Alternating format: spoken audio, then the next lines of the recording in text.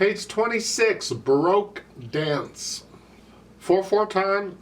This piece has a lot of neat things about moving the hands around and so forth, so whether you like Baroque or not, it's a good idea. I encourage you to cover this piece. It'll help you with some things as far as things go.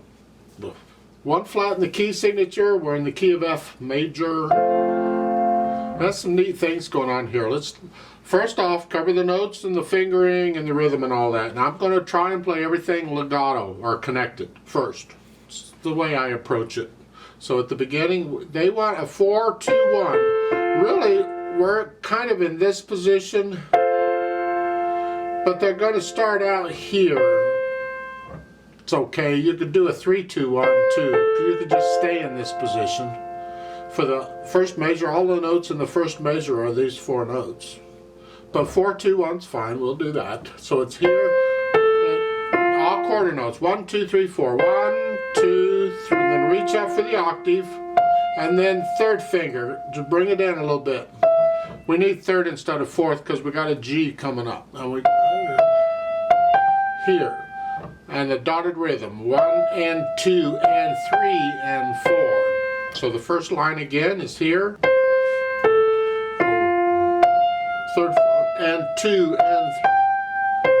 Second line 1 and 2 and 3 and 2. And that's a 1-2 on. I like using different fingers on repeated notes most of the time. Not all the time, most of the time, and I like that. That's fine. And then when you repeat it, you're going to play the C again at the top, only with fourth finger. You can lift up and move. Now, third line down. I get second line. Remember, you finished here. You're still going to lift up with fourth finger, whether you repeat or not. You're going to hear.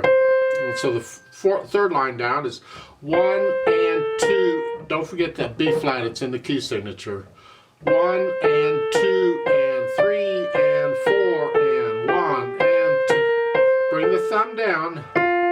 And now you're going to lift up and come down again. You can play the thumb again. I don't like that, but we'll do it. The third finger.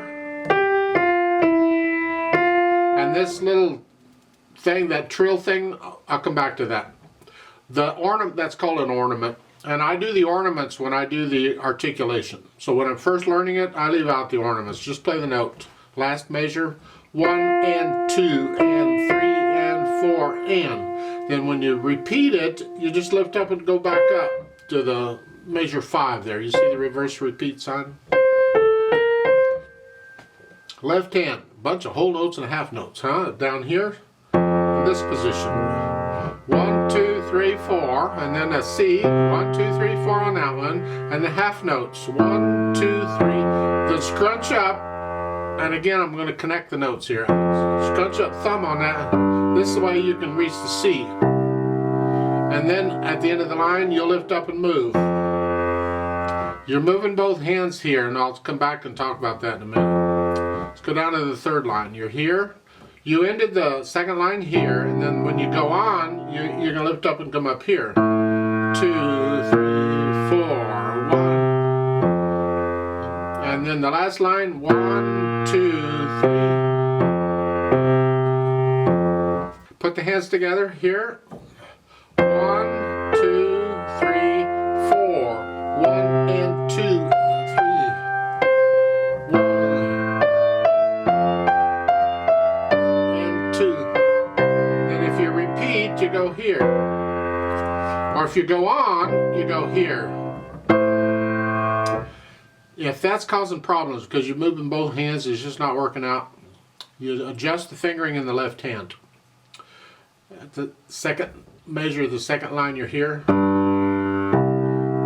Then when you repeat, back up to the top. Rather than using fifth finger again, just reach up and use third finger. And then reach up and use the thumb. See, I can cover all of these notes in one hand position. And then once you're on the thumb, then you can come back and use their fingering. This way you don't have to move that left hand quite so much, and you can focus more on the right hand. So the second measure, the second line, you're here, and then to repeat, I'm going to use third finger here, and just that way I'm only moving here. And then thumb. Now I'm ready for their fingering. There, that might help. Now, if you can do the fingering in the book, that's fine. I'm just suggesting this in case you're really struggling with that. Because there can't be any hesitations in the rhythm. The beat has to go on, especially since this is a dance. On dances, you got to keep a steady rhythm, or dancers don't like you. So, second line going on, you're here. Now here it isn't quite so bad because you're close to where you want to be. But you can play with thumb, and then cross over second finger. And now you're up in their position. So that works too. So the second line, second measure, going on to the third line, it's here. And then you just thumb on the A, cross over, like so. And that way you're not moving both hands at the same time, is what I'm saying. All fingerings, any fingerings I give you, any fingerings in the book, any fingerings your teacher gives you, careful, are suggestions. Now some fingerings are better than others. They're more solid. Some fingerings are kind of standard for that type of passage. But in most cases, there are options. You have to figure out what works for you. Just don't try and use the same finger all the time or something like that. That's a no. That's what I mean. Some fingerings are better than others. Yeah. Anyway, getting back to both hands together. Third line, you're here more or less. Eighth notes, 1 and 2 and 3.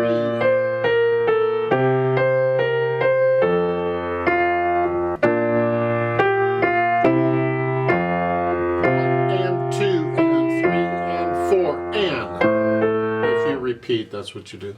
Then once you got a handle on the rhythms and the fingerings and all that, and it's working out for you, and you get rid of any hesitations, you can go as slow as you got to go. That's not important, but speed it up later. Then we can add the articulation. That's the staccatos and the slurs and the accents and these ornament things here. Ornaments aren't really part of articulation, but I group them together when I'm learning a piece of music. This is how I do it. So a nice short at the wrist staccato in the right hand, not the left. And what I'm on the keys here, and I'm pushing down and bouncing off, down each time, bump, bump, bump. And it's not really a big motion, it's a little motion. It's easier for the camera to see it if I exaggerate it, but it's a little motion.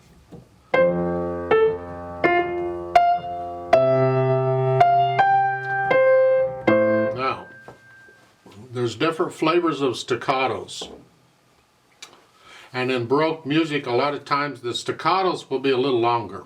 I mean, in Baroque music, when this is written back, and you can see that when the composer lived, they didn't put the articulation, the slurs and staccatos in the music. You were supposed to know that. As part of your musical training, you were taught to interpret the music that way. Well, all I'm suggesting here on these staccatos is you kind of make them a little longer staccatos and separate the notes.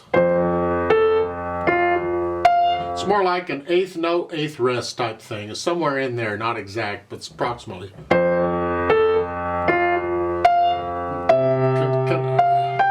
Lift up.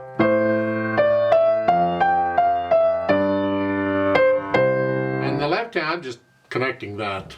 Then the third line down, they don't give you any slurs or anything, so go ahead and just connect them.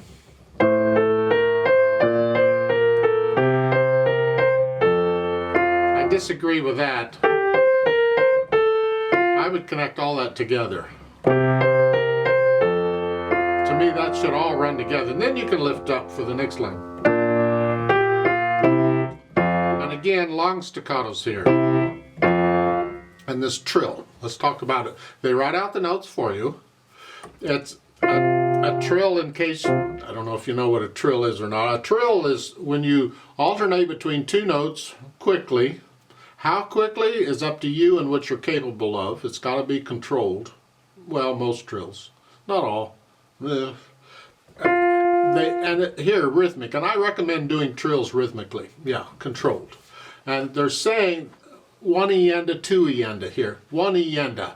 Because if I go a 1 and 2 and 1 E and a 2, and that's the speed of the trill. So it's a 3 1 3 2. This is actually how I finger almost all of my short trills. It's called a short trill because it doesn't last very long.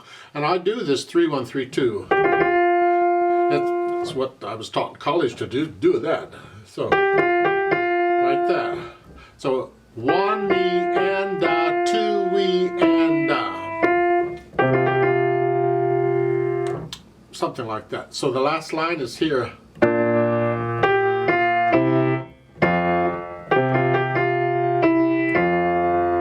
Like so, depending on how fast you're going.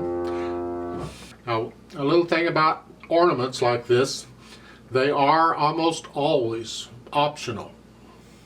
That's one of the reasons I leave them out when I'm first learning it. I want to hear it without it first. So when I add it, I could get a more idea of whether or not to include it. I don't include all the ornaments written in the music pieces necessarily. Depends on how well I can play it. If I can't play it very well, I leave it out. One college professor I had, I was struggling with a Bach piece and the ornaments, and he says, the ornaments are terrible, leave them out. And he insisted from that piece I had to leave out all the ornaments. It sounded a little dry to me, but I couldn't play them well enough to please him, so he made me leave them out. He said, they're optional anyway, leave them out. And here, this trill is optional, but it's stylistically correct for this type of music. And back in this period, when you would get to what we call a cadence, the end of it's the end of it. It's da da da, I'm done type thing. They would trill it at the end. That's just the way it was done. It's still optional though. When you get later on into more in the 1800s and so forth, they started writing them out. The composer wrote out the ornaments they wanted. They didn't leave them up to you to do it. Prior to that, and this time, they wouldn't put in an ornament necessarily. They may, but they didn't have to. It was up to you to know to put in the ornament yourself. And when you get a handle on the articulation, we can go back and try the dynamics. It's fairly straightforward. F-P, you don't need the on repeat. That's a little misleading. F-P. First time you play it loud, and this is the right hand. You have to decide what loud is. Then when you repeat it, then you play it soft.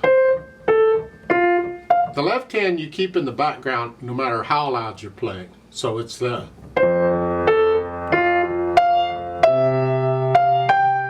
And then on repeat, soft.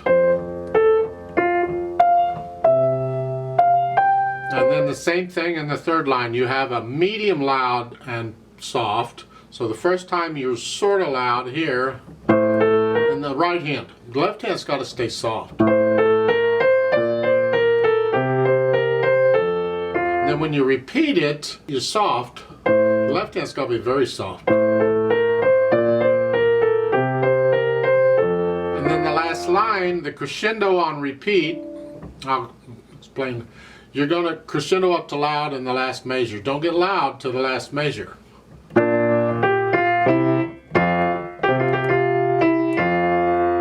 And that's the right hand. The left hand's got to stay in the background.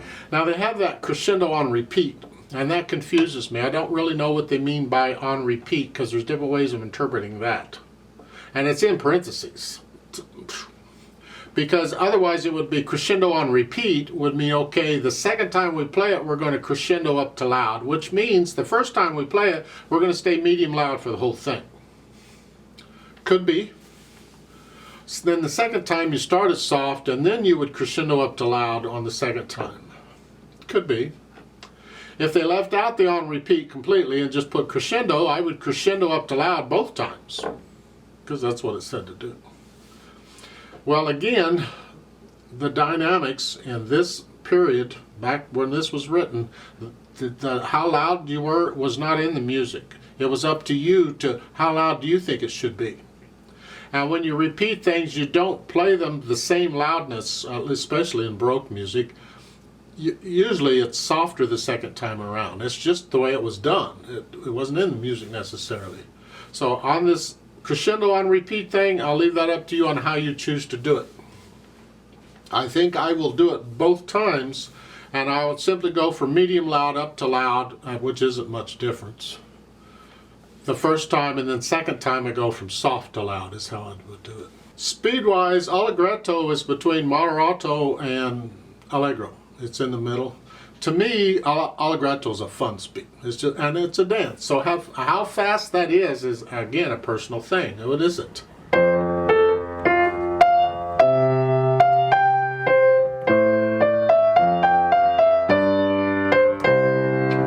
What you need to do is you find the trickiest part in the piece, which is probably the third lines with these eighth notes, and how fast can you play that accurately?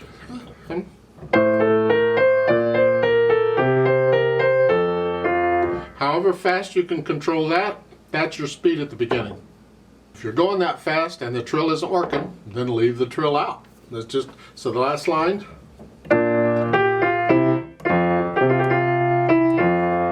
So forth. I'd like to play this very slowly with you, just to check the notes and the rhythms. Not going to do the dynamics, but I will do the articulation, and I'll do the trill, and we do the repeats and the whole bit. So I'll give us 4 counts. Let's try it together. 1 and 2 and ready and go, and 1 and 2 and 3 and 1 and 2.